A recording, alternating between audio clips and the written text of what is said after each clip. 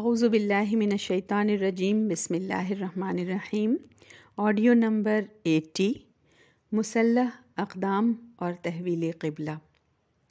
پچھلے آڈیو میں ہم نے سنا تھا کہ مدینہ اور اس کے اطراف کے امن کی حفاظت کے لیے نبی اکرم صلی اللہ علیہ وسلم اور مسلمانوں نے جنگی نقل اور حرکت پر نظر رکھی ہوئی تھی۔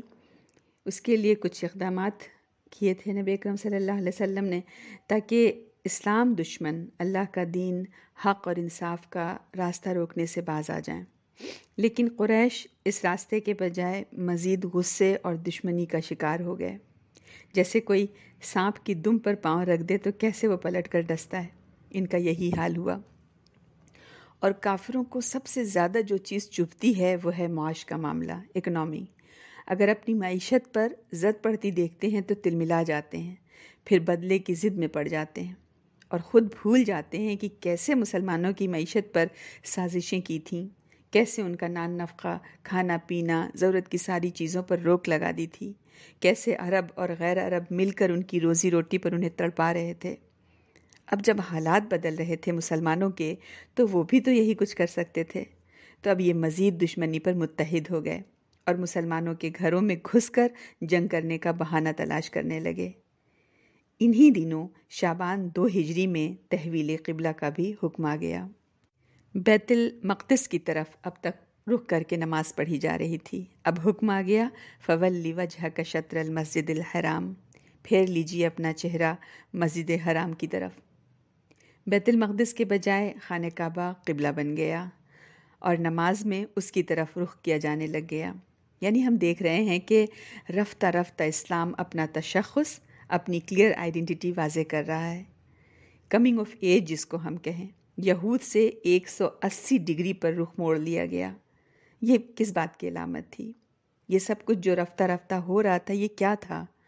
یہ علامت تھی کہ یہودی معزول کیے جا رہے ہیں، وہ ڈسمس ہو گئے ہیں۔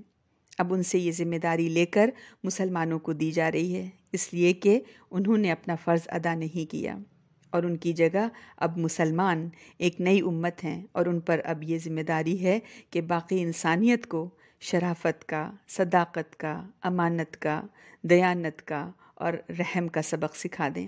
یعنی دنیا کی امامت کا کام اب اس قوم سے لیا جائے گا۔ اللہ کرے ہمارے اندر یہ صفات پیدا ہوں، ہم اپنے بچوں کو فیوچر لیڈر سمجھیں اور اپنے بچوں کے اندر انکلکیٹ کریں سچائی اور شرافت اور دیانت، اور سب سے بڑھ کر نبی اکرم صلی اللہ علیہ وسلم کی محبت۔ آمین۔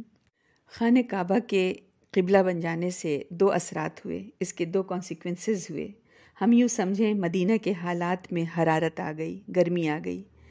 اس سے بعض دھوکے باز منافقین اور یہود منظر عام پر آ گئے، جو جھوٹ موٹ میں مسلمان بنے ہوئے تھے اور لگ رہا تھا کہ مسلمانوں کے ساتھ ہیں۔ تو ایک طرف یہود کی اسلام دشمنی کھل کر سامنے آ گئی، وہ اسلام کو اپنا مخالف سمجھ کر ڈٹ کر کھڑے ہو گئے اور اسلام دشمنی میں مزید سازشوں میں لگ گئے۔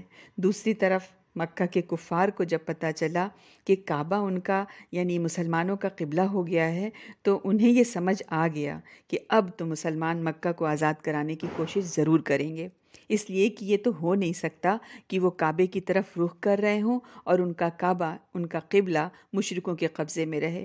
تو یوں سمجھیں کہ جیسے حق اور باطل کی کشمکش اب اپنے آخری مرحلے میں داخل ہو رہی تھی، بگننگ آف دا اینڈ، یعنی عام کانفلکٹ کا، مسلح اقدام کا اب سلسلہ شروع ہو رہا تھا، قتال فی سبیل اللہ شروع ہو رہا تھا۔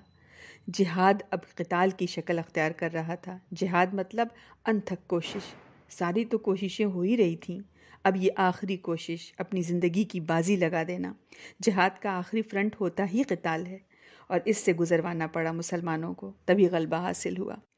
تحویل قبلہ کے حکم کے بعد یہود اور منافقین اور مشرکین کی سازشیں، ان کی پلاننگز اور زیادہ تیز ہو گئیں، اور اپنے ساتھی جو کہ مکہ کے مشرک تھے اور ان کے بھی سردار، ان کے ساتھ ساز باز کر کے یہ یہودی، یہ منافق مکے والوں کو جنگ پر اکساتے رہے، جنگ پر آمادہ کرتے رہے، یہاں تک کہ انہی سازشوں اور انہی کانسپریسیز کے نتیجے میں رمضان 2 ہجری میں بدر کی جنگ کا ماحول بن گیا۔